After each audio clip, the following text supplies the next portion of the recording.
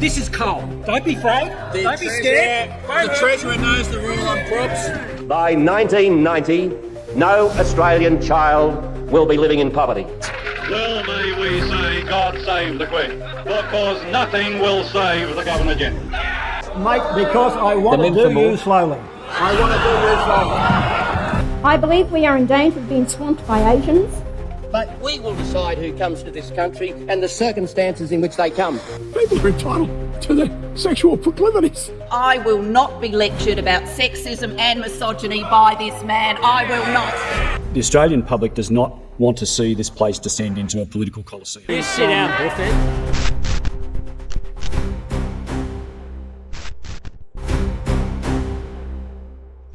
Welcome to Left Down Under. Hi, welcome to Left Down Under. I'm Tish. And I'm Jock. We're here for our second episode, right? So, lots been going on in the politics world. Happy New Year. Happy New Year. Yeah, Happy New Year to you too.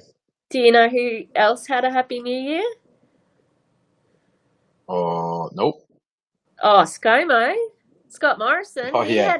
He had a pretty happy New Year. Did you see the picture? I saw it briefly, yeah. But I was more interested in the fact that he was paid to go there by some billionaire. Ooh, was he? Yeah. Do you know he got pushback? No.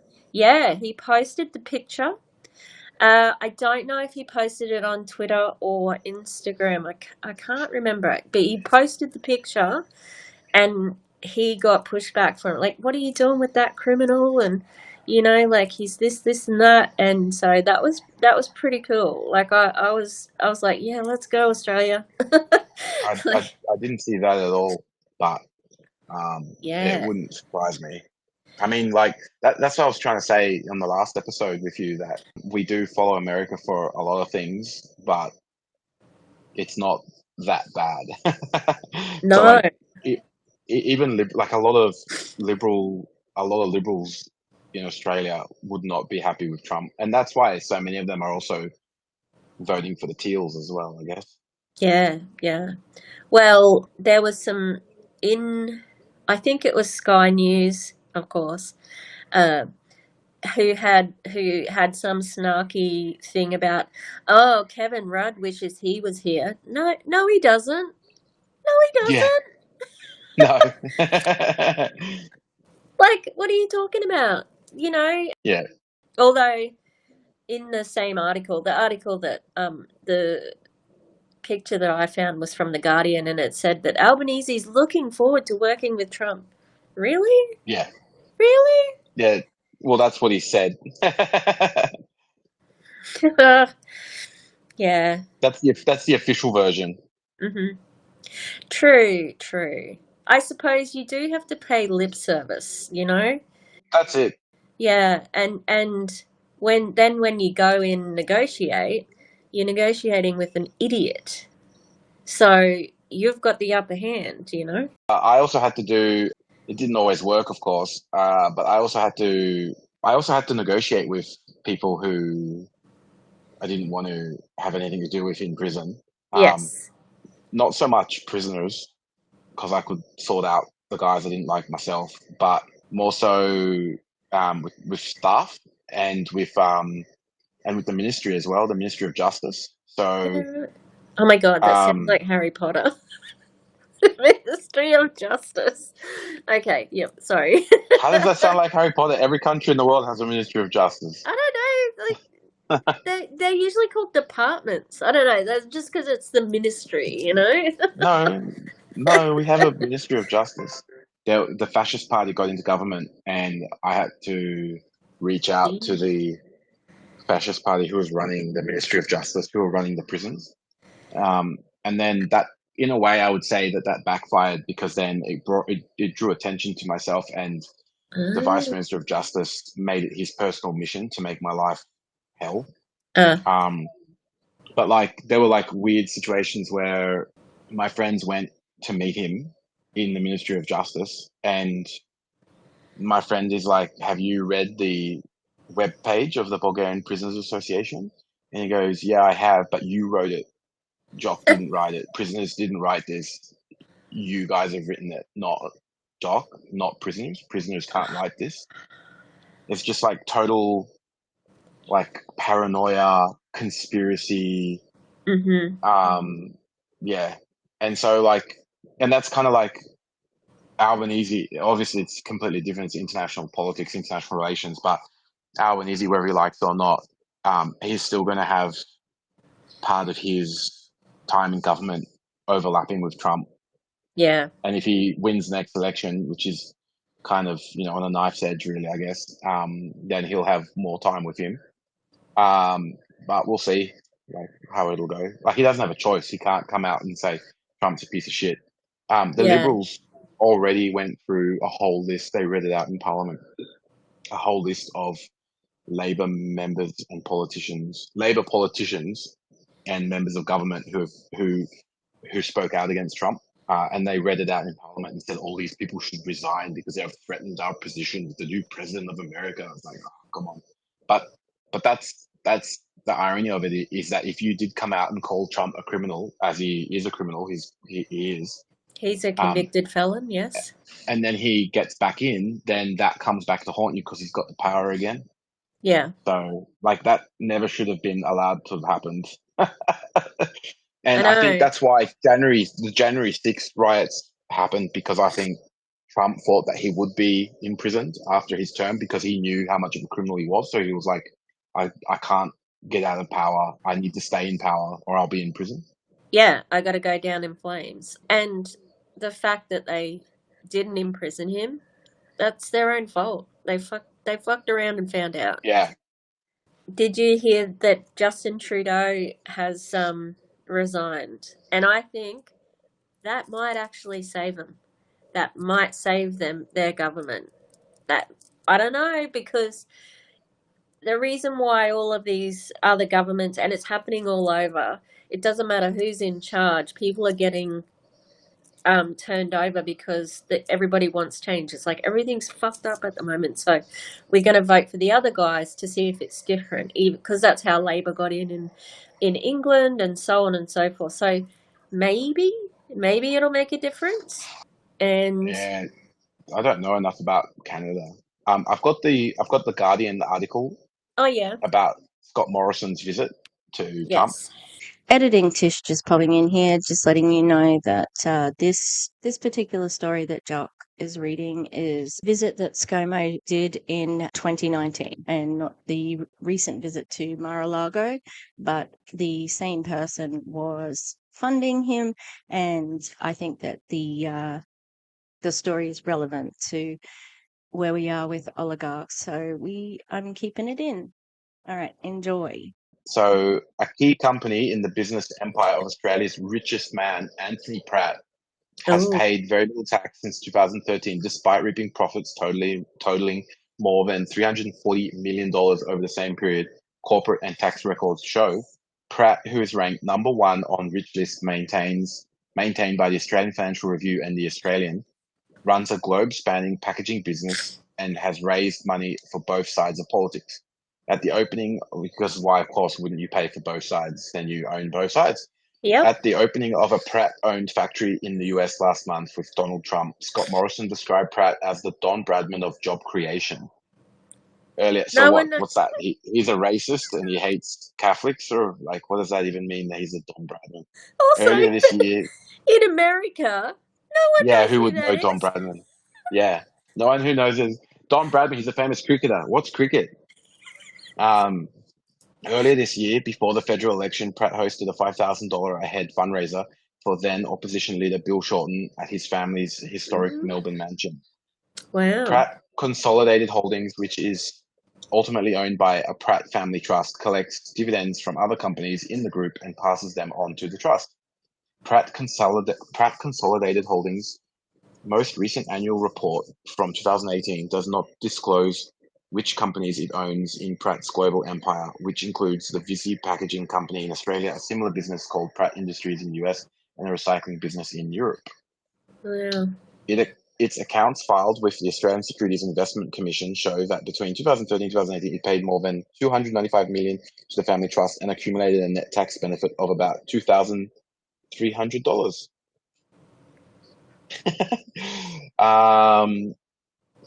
So it's just more data on how much he has not paid. Wow. And then it goes on to lack of transparency makes it impossible to know the full picture. Australia does better than most countries, but we are still losing billions in revenue from those who can most afford to pay. That should be funding our schools, hospitals, and aged care infrastructure and other essential public services.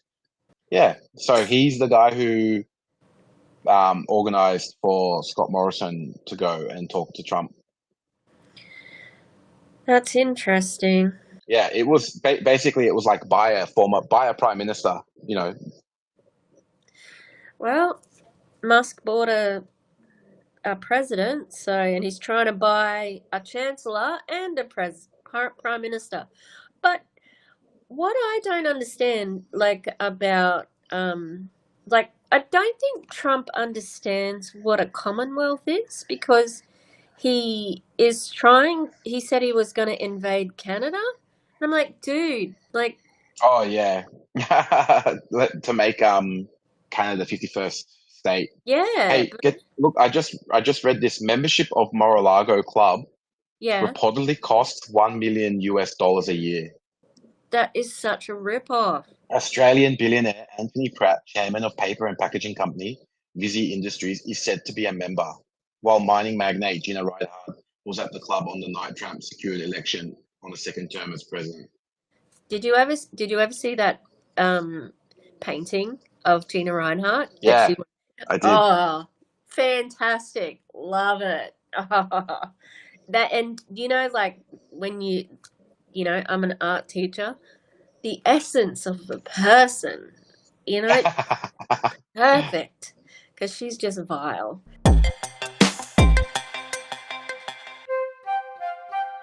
Have you heard of a creator called Punters Politics?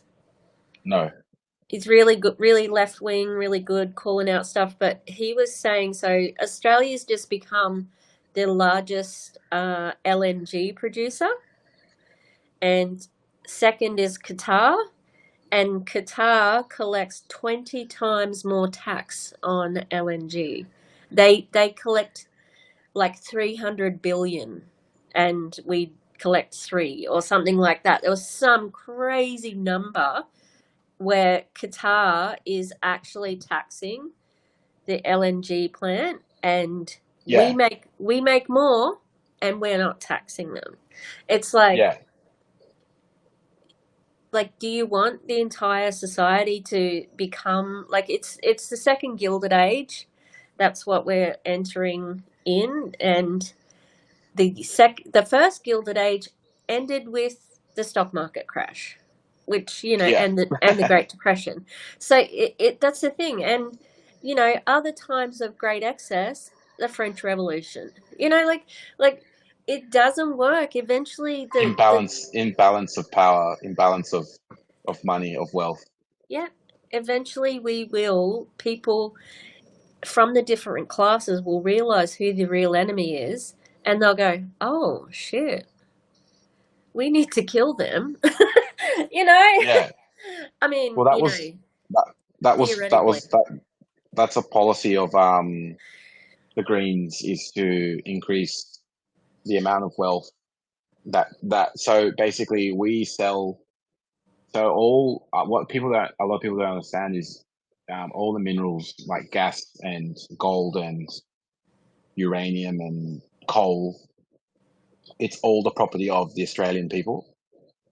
And then of course and then we sell that to companies, and then those companies then sell it off again for more than what they buy it from Australia for.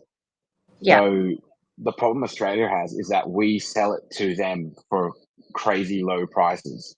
So the Australian people, basically, long story short, like corrupt politicians sell natural resources for percentages of what they're worth and what could be got for them.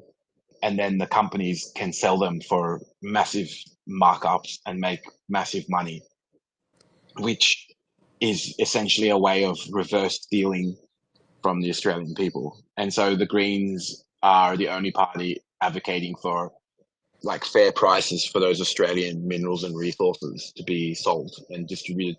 And so, for example, like Western Australia has a law that a percentage of gas has to be for the domestic market, but nowhere else in Australia has that. And so what's a funny thing that's happening now, which is not so funny, but it's kind of ironic, all the anti-renewable energy people are saying, oh, look how expensive electricity is, and that's because of renewables. Renewables are making electricity expensive. That's what you get for being green, is because of renewable solar and wind and blah, blah, blah. And the irony is that it's because of the price of coal and gas going up, primarily because of the war in Ukraine. The America bombed one of the Nord Stream gas pipes from Russia to Germany, which also goes to Ukraine and goes to other. That pipe specifically didn't go to Ukraine, but it goes to Germany and some other countries. So America bombs that. Russia can't sell its gas to Germany or to Europe anymore. Germany specifically, but the rest of Europe needs to buy their gas and coal from somewhere. So they start firing up old coal plants to compensate for the lack of gas. The gas has to be shipped there from America and from Australia and Qatar, of course. And so that Germany needs to pay more for that gas because they're desperate, because they have nowhere else to get it from. So they pay more for it. So then all of the Australian gas gets sold at a higher level. So then the domestic market has to match that. Otherwise, there won't be any gas. So our gas, and then the majority of Australia's electricity comes from gas and coal. So if the majority of your electricity comes from gas and coal, and the price of gas and coal go up, your electricity bills go up. And then I see online all these nutters, all these cookers going around saying that the price of electricity has gone up because of renewables have somehow have magically sabotaged the system. So now electricity is really expensive. So yeah, I think that's one of the most recent ironies of those conspiracy cooker right-wing people. I was just checking Instagram, and do you know Rob Ford? He was that crazy mayor from Canada. He's a Canadian politician. Yeah. He got filmed smoking crack or something. Yeah. I think he's on the straight and narrow now, but I think he's conservative. But he's got a counter offer for Donald Trump. He said that he will buy Alaska and Minnesota if he's open to it. Yeah, that makes more sense. Well, the other thing too is that they already have Puerto Rico, and they haven't made it an official state. Like, Puerto Rico is an American protectorate. Yeah, and they have a governor, but they don't have any voting power. I mean, they just did vote in a conservative governor. Yep. No, it's crazy. It's like, how do you not see these people are white supremacists? Like, how do you not see it? People? Like Puerto Ricans, the Americans are white supremacists, like the people in charge anyway. Yeah, I mean that's a huge package to unravel. We don't have time. We don't have time to solve white supremacy. Jeez. No, colonization. Colonization. Yeah, no. We can solve it in half an hour. No, well, look, I'm English. I have nothing, and I tested my DNA because I was like, surely it's not just boring like European DNA, because we never knew who my granddad was, because my nana liked to have a good time in the 60s and 70s and 80s. No, she had a good time when she was younger, my nana. Okay. And so no, I'm just European and a little bit of Portuguese. I'm like, how boring. So boring. Well, even more so seeing as though Portugal is part of Europe. Yes. True, but it's a bit more spicy. Like, it's a little bit spicy, like, a little bit to the. I was watching a documentary on ABC about cat villages in Italy, and they were talking to the mayor, and he's like, "We've got everybody here. You can hear any type of language. You can hear all the languages of the world here. We've got French, we've got German, we've got Portuguese." And I was like, "Yeah, that sounds like the whole world to me."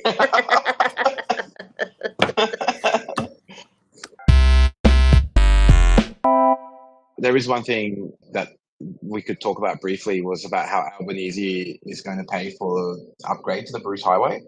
Yeah, I heard that too. Having driven the Bruce Highway today, even my dad was saying, "Oh, this should all be 110. Like, it should all be 110." Yes, it's very annoying. I didn't think it was that bad. Where I don't know. It's bad. It's not bad because of the holes, although there are, when it rains, potholes come up real quick. It's bad because flooding. Flooding. It floods crazy fast as soon as there's a reasonable rain. It floods, but also there's no barricades, no dividers, no borders, no dual lane. So people fall asleep or just drift off, or they're playing with their phone or their radio, and they just turn off and go, and bam, have a head on, and that's it. Everybody's dead. So safe highways have a concrete barrier in between the two ways. You have multiple lanes so that you can have a slow lane and a fast lane. So there's lots of other safety things that the Bruce Highway doesn't have. Yeah. For the majority of it. And over 60% of Queenslanders rely on the Bruce Highway, and it's the shittest highway in Australia. Yeah. But anyway, the scam is that Albanese, last year for the Queensland state election, Albanese actually announced that he was cutting funding for the Bruce Highway. And so now he's saying that he's going to fund the Bruce Highway. So it's like he cut the funding last year, which was it wasn't very popular in the media, didn't get a lot of attention, but it's Albanese's screwing over state Labor because it was bad for state Labor that Labor federal are not going to fund upgrades to the Bruce Highway.